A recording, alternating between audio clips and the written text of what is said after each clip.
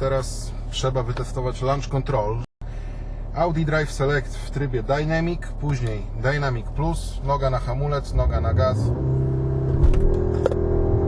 O skubany, jaki on jest szybki!